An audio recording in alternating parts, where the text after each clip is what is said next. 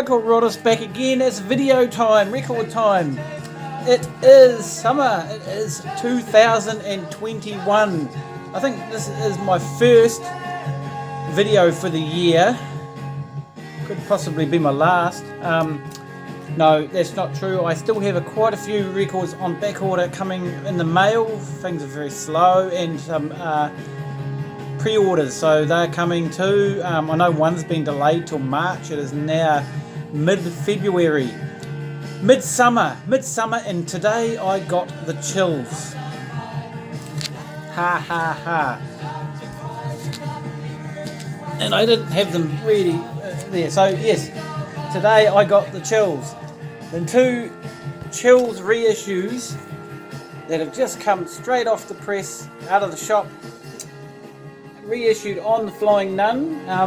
So what do we got? Soft Bomb. This is, I believe, their third record. Now the Chills back in the 80s, I knew about the Chills. I mean, how could you not? If you're into music, sure, I wasn't a huge New Zealand music fan, but by listening to student radio, I was certainly aware of a lot of the Flying Nun bands that were, you know, at the top end of the success scale, and the Chills certainly were one of them, and they got a lot of exposure, and they are one of New Zealand's major successes. Maybe not so much commercially. I mean, I'm sure they sold a few records around the world, but not like big time, like, you know, internationally, but certainly in a large cult following. Anyway, still going today in various forms, and still releasing records. So, record number 3, I believe, from 19... It's not going to tell me. Oh, there we go. Originally released in 92. So they recorded a lot of stuff earlier on before they started putting out albums. And their first album, I think, came out in 1987 or something. And this is actually their second LP here, Submarine Bells. This one was released in 1990 originally. So these are the... Yeah, so as I said, I didn't get into the Chills big time, but I did know their records. I did know some of their music. Playing in the background is some of their very early stuff, their very early singles, which are collected together on this compilation from at least 1984. So I do believe this came out before their first LP, and this collected the singles and EPs that they'd released up until that time. So really cool. This is very cool. I'm not sure if this has the tracks that were on the Dunedin EP, which Chills featured on. I mean, they were one of the very earliest of the Flying Nun bands. Anyway, this is really good. This is an original copy. This was reissued, but that's an original. And then I say they put out their first album, and then this their second. And these are on fancy coloured vinyl. I've only played them once so far, partial one each, because I've only just arrived, but they sound really, really good. Although I'm only playing them on the little turntable, not the VPI at the moment, because I haven't cleaned them, but that's my next job. So this is on this really cool green, and if I can get it back in the sleeve. So that one's a green one, and Soft Bomb. I really highly recommend these reissues, and they do sound very good. And this one's on a really cool blue, and I believe that the soft, not this, what's it called again? God, I'm hopeless, aren't I? I do believe that, Submarine Bells, I do believe that is also on a different colour as well, maybe orange or something. I did see on the website there was a variation of colour. So, yeah, they arrived today, really excited about that, really cool, and they are great records. And just speaking of the Chill, so that's their, let's say I have their first compilation that they put out. I don't have their first album yet.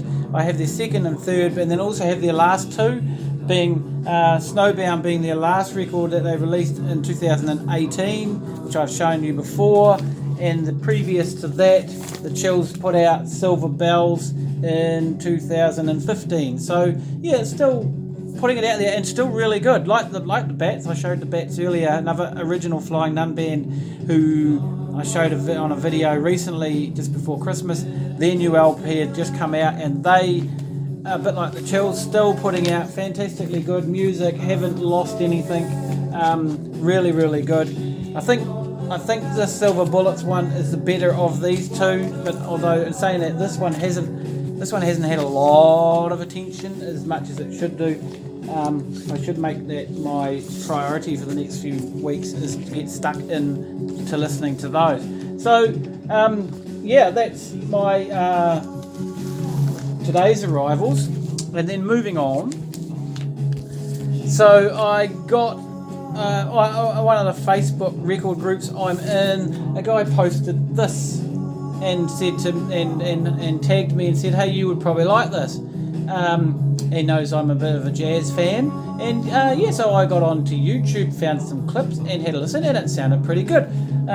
So I wasn't familiar with Roger Calloway. Spirit Feel featuring Tom Scott. This is from, I believe, 1967 maybe, 1967. So on Pacific Jazz, Gatefold, some nice things. This is a trio. No, it's not. What am I talking about? So Roger Calloway is a pianist, Tom Scott on sax, Chuck Domenico on bass, and John Gurin on drums. And then Red Mitchell played bass on another track. This guy called Paul Beaver, who put some tape recording sounds, some kind of music concrete sounds together, and played those over the back of a couple of tracks.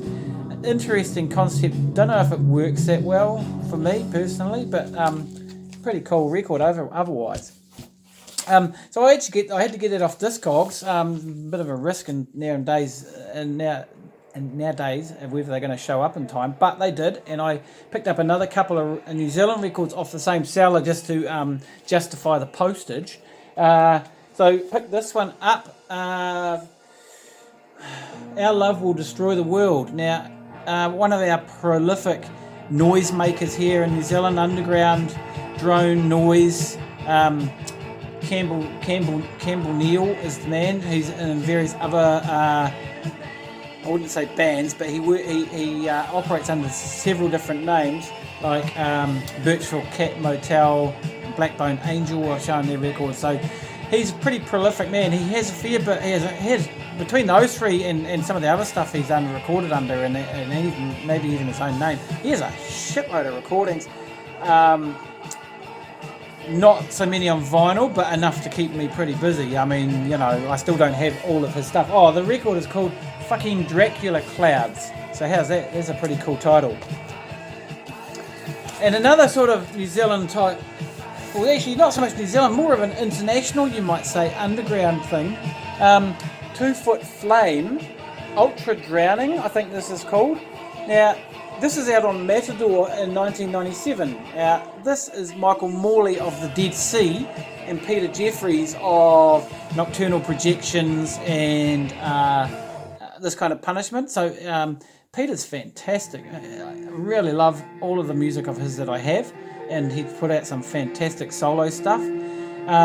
So they got together with a lady called Jean Smith, I believe, who is in a band from Canada called Mechanormal. Now, I'm not familiar with them at all, but they got together with her and they put out 2 albums, this being the second of the 2, I believe. That was pretty cheap. Interesting music, very lo-fi, droney sort of stuff. So those 3 came from Discogs. And then I'd been, I think I mentioned in an earlier video, I had been online shopping before Christmas with some funds that I had, and I think I'd shown a couple of records earlier, like the Garcia's People and the Duran Jones record. Now, I'd had some uncut CD from the library, a couple of them my wife brought home for me to have a listen to and a read of the magazine, and there were some really good tracks by some bands I'm not familiar with, and I was really impressed. And I started trying to track down some of the records, and I couldn't find any of them on vinyl locally. I found a couple on CD. I picked up a couple of records by 2 of the bands on vinyl, but not the albums that had the tracks that I was interested in. But after doing some shopping online and Amazon, etc., I did pick up some of them, and this is the first one to arrive. I've still got a couple in the mail, and one of them I actually bought. Another one from the same uncut I bought was. It turned out it was on bloody CD. I didn't look very closely, but the guy hasn't sent it. It's been 3 weeks on Discogs and he still hasn't seen it, so I'm getting a bit pissed about that. So Garcia's People, Natural Facts. I think this is from 2019. And yeah, so this is the second LP I've got of theirs now. And the High Noon Violence was the track that really impressed me. So I had a few listens to this so far, and it sounds pretty cool like the other one.